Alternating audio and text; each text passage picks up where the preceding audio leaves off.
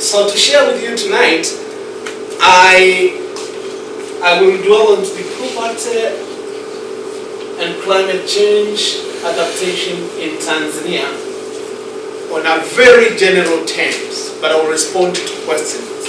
Me with my colleague, as we introduced Mary Sai, we are all working in the same program, rural development. Of course, even my wife can respond. She knows very well because she's among those recipients. She's a member of Women.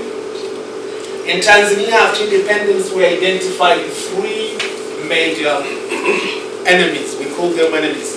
Just to, I guess the politicians told us so that we should responding in a way of fighting because they are enemies. So poverty was mentioned in 1961 after independence, ignorance and diseases. The government and the people have gone through various strategies to try to confront those three enemies. And Marcus has gone into all three in a history of years. Just to remind that Africa is a country with 195 countries. It's a continent of 195 countries. It's a continent of 54 countries, and the world altogether we are 195. So it's a huge continent, and Tanzania is in this particular continent.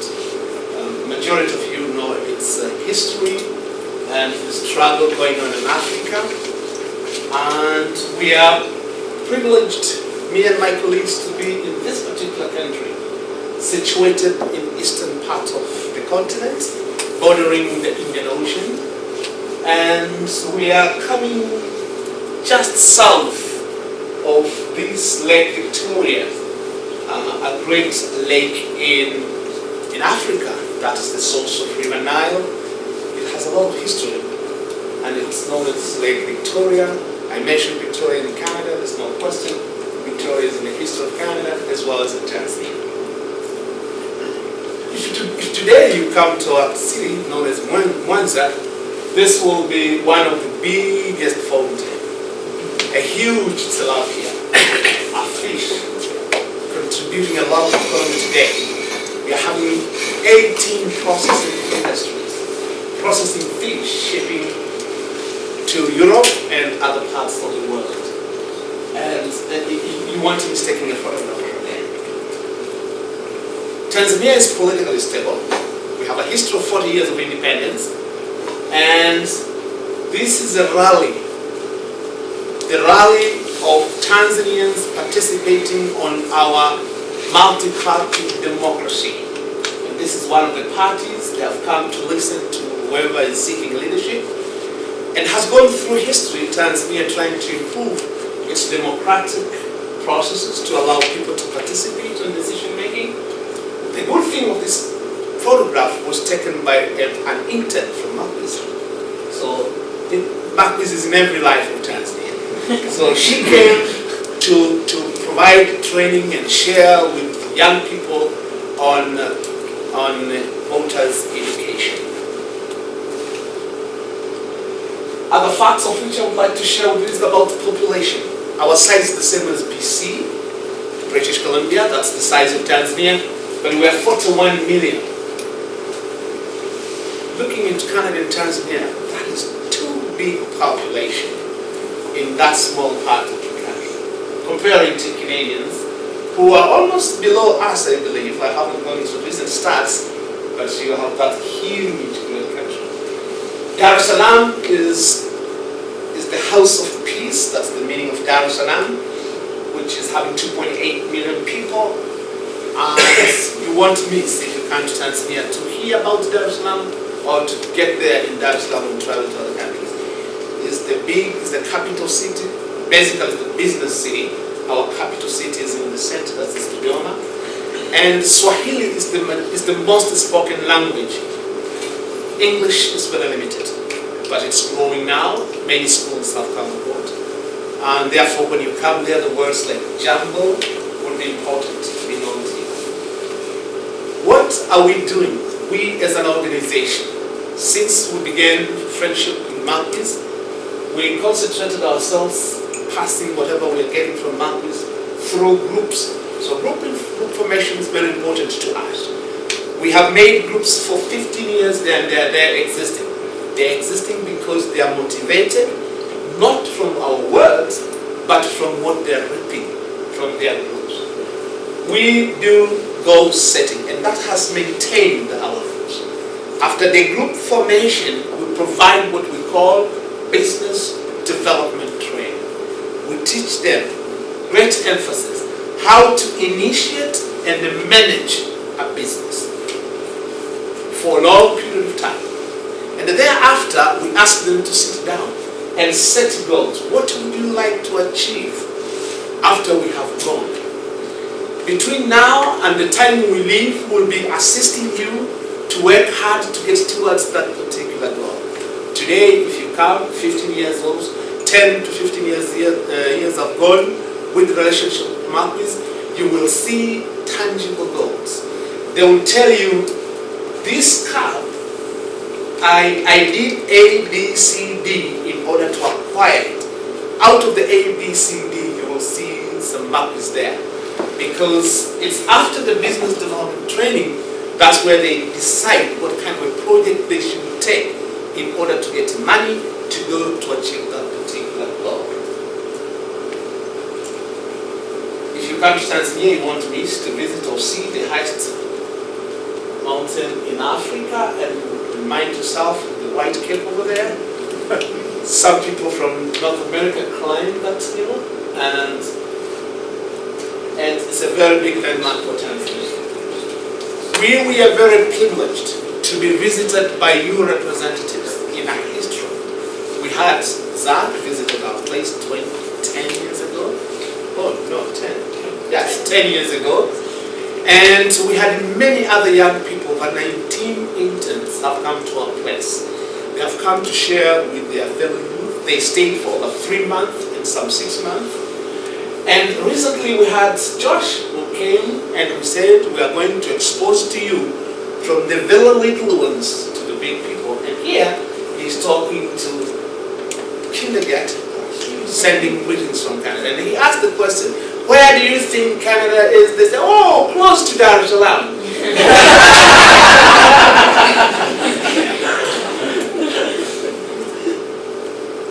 We have a program supported by some groups from here in Canada to assist secondary schools to learn tree planting and environment towards, or we are gearing towards climate change adaptation. Josh and Dinah, we are able to go and visit these young people. We are doing this because Tanzania, out of those 41 million people, 50% are under 15.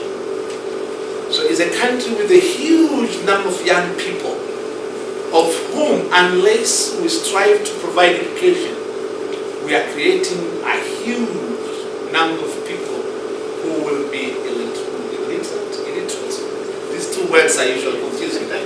But those who will not be able to write, read, and write. So these are the young people who are getting information from Canada and how Canada participates in a number of things. And for these ones, because they go through geography, they know a lot about Canada. When you visit there, they will ask you many questions. This, how Marcus is in this particular program, it is because we had a tree planting program since 1993. And we did it in youth who have graduated from schools and women in groups.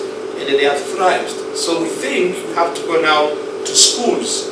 And this is because we are reading the information from Marcus of how you do your public engagement. And whenever I come here, I see Marcus going to schools. That's great. So the same we have initiated over there. They are raising their own savings. As I said, we work on groups. Again, this is another Canadian who came and made youth groups. And this is Marcus related project. It's a project we are connected by Marcus from the University of Brandon. This young Canadian was doing a work on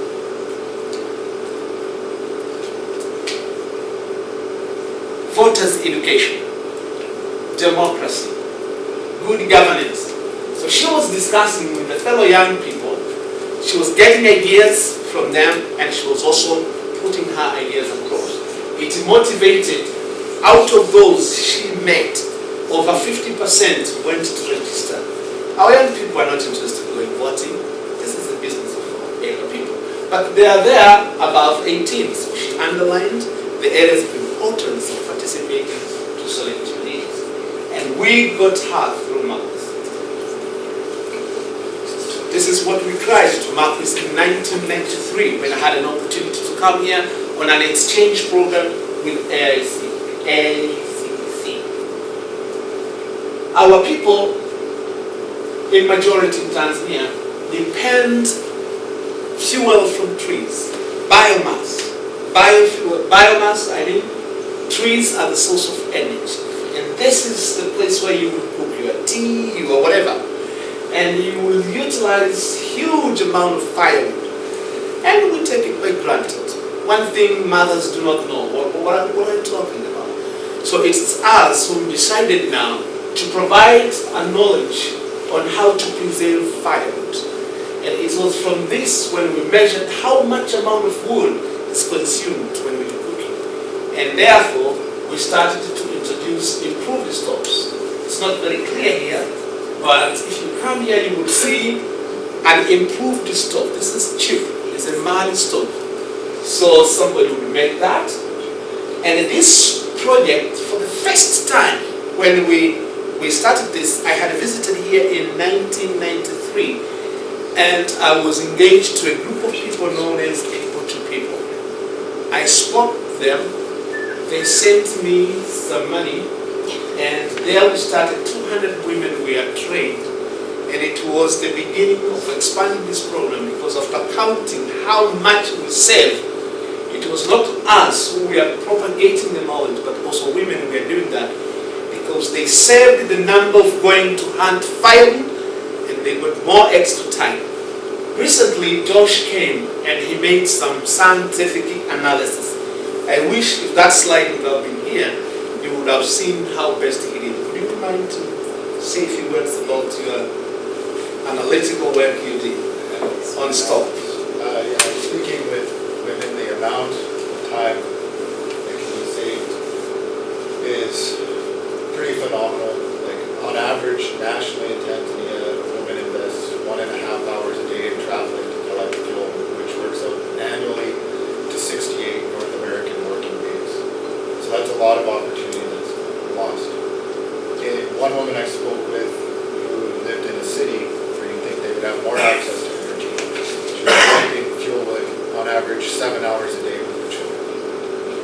Because she had to get to the outskirts of town, there's so many people that she'd have to wait for. After using the improved stove, being able to use her local trees, she had that down to 3.5 hours a week.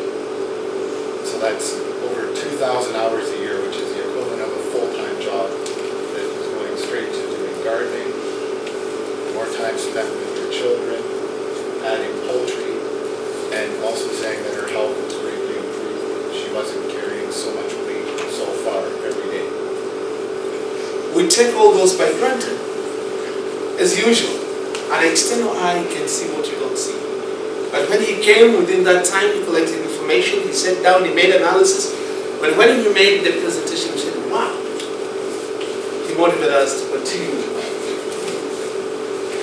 So, we have trained some of our women to make briquettes. But these are very simple briquettes. We're still working to look at good technology so that we will make very compressed briquettes. These ones are used to cook and they boil, but they take shorter time than what we would have expected. We are still working around to find out how best we can produce them. These are the stoves that now are sold in the market and everywhere as a result of the efforts we have done for all these years. These stoves are saving the amount of charcoal you may use, because after firewood, our next stage is charcoal. And charcoal is considered to be used, if I'm correct with you here, I would say, let me put in a simple way, teachers, nurses, doctors, employed people, their wives would be using this type of stuff. This is an improvement. And a very few of them would go to electricity or another. So what do we do to adapt? As I said, improves the stoves, tree planting, contours and ridges to minimize erosion, environmental awareness, participatory training, clean energy, solids coming in, and biofuels like the tropha plants, and GPS training, most recently. This is part of the training. These are members outside. So when I say members outside, I mean people who have joined the Tanzania Society for Agricultural Education and Extension, but they are coming from agricultural sector. Agri representatives, livestock representatives, some from forestry department. So in total, together they form an organization. And this was one of the annual meetings. Exchange visits are very encouraging. This is the Gimli, someone mentioned about Gimli. So we have initiated a relationship between Tanzania youth and Gimli youth. Together they will work around the problems faced by the lakes. We share some similar problems. On the right-hand side, this is the coordinator of this particular project. In between is the honorary secretary of our organization who will become a mentor. And on the left is representing the young people from Gimli. You visit there today, you will find women now on business. We are selling crafts in Tanzania and outside, and crops as well. And these have been together with us for several years, like 10 to 15 years. And you mentioned the Marquis, they can even name some people. In front, there's a woman proudly leading the people to go to see the trees they planted, of which today they're harvesting as firewood. I would like to say a little bit about CEDA. CEDA supports SAI through Agricultural Institute of Canada, and that's why I'm here, as I explained earlier. Supported SAI for 2 phases in the lake zone, and now we're looking to expand to 4 zones, and the reason I and Mary are here today. There is interlink with Marquis supported projects and CEDA. Why? CEDA, AIC is supporting our organization to do 2 things. One is the professional development. So it is strengthening the society to be able to deliver. But secondly, it also goes to the rural communities. And that's where we meet with Marquis, because Marquis goes direct to rural communities. And Marquis is specific. If it is a stove, now it's climate change. The other time we had energy sustainable, and the other time we had HIV and AIDS. The other time we had we have a special sweet potato which provide vitamin A, very useful to people sick with HIV and AIDS. And therefore, while AIC project is promoting members of society to be able to deliver, and when we have these people ready to do that, we bring projects like project from Marquis project for them to do. That's where we live. This gentleman here is the man coming from AIC, and his link is linking us with CEDA.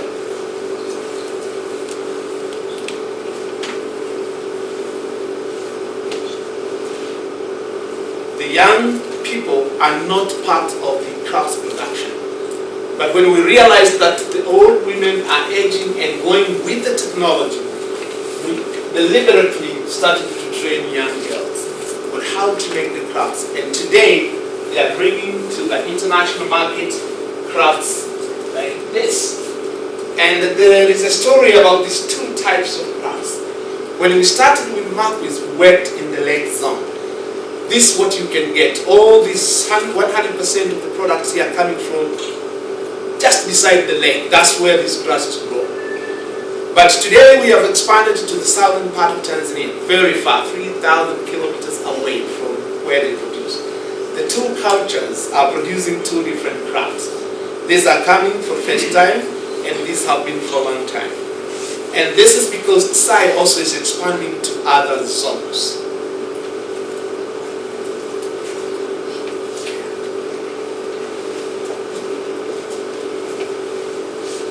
Several women projects, including making homemade breads. Thank you. Cotton is important crop in the Bakostura area. So there are groups we support who are growing cotton. Our role is to provide them the agronomical technologies, including spacing, proper seeds, control of diseases and stuff like that. And the women have raised from 300 kilograms they were reaping from an acre to 800 kilograms, which is great. In fact, the research recommendation is about 1,000. So they're doing very well. Some are on maize, that is food crop, but the difference between these women groups and others is that we have trained them business development. So they have to grow with the thinking of business. They have to know how much they need at their houses. And this is what we call budgeting at the family level. And they know they will need so much kilograms and how much they should sell. We have also rice in the area. So we have groups who are going to rice. Why we have these many types of projects is because our role is to give them business development. Thereafter, they have to sit down and decide. When they have decided, our role again is to provide the technology around those projects that we're choosing. That's the rice. The sweet potato, rich in vitamin A.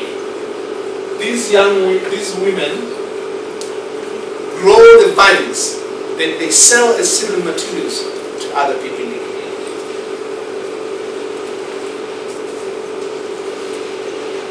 These are among the projects that women, now they are women, they used to be young people when we started. So we have increased food security and food access, increased rural household income, environmental sustainable practices. Women and youth are active participants and beneficiaries of agriculture endeavors. Strengthened professional agriculturalization, which has a positive impact on national regulatory framework. So, one of the chosen tangible goals was to build a modern house. In Africa, if you wanted to rid poverty, you just look at the housing and you can move to other perimeters. So housing is an indicator of how poor we are in rural communities, because you thatch a house and you have to rethatch in the next 2 years. But with these ones, today they are very happy that this young woman is presenting her successes to one of the government leaders who visited there, and it has come from crafts. She's a very good craft maker. The money has come from crafts and from horticultural crops. We improve rural transport as well. So one group said when we are successful, we will buy an ox cart and we will be hauling our crops by using our own ox cart. Again, young people keep planting and the trees grow. When I say grow, it's within 5 years this tree will be big. Recently, we took all those groups which we are connected to people, Marquis and Royal Bank of Canada one time supported us, and those graduated from AIC, those groups which we considered them graduate, we brought them together, and then we wanted to promote the idea of them having an association. So they have formed what we call Women Network Association, so that they could strengthen themselves. We will provide a backup support. They will have their own leadership. They are making their own constitution.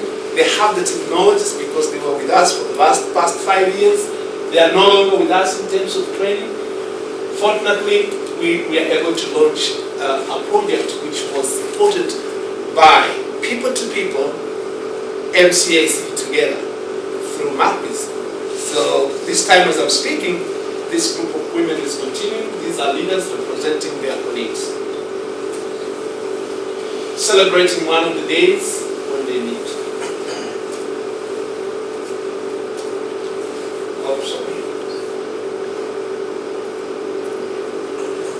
Thank you very much. I'm sorry I've been very quick, but I hope some ideas you have got from what I've presented. I will appreciate to respond to any questions.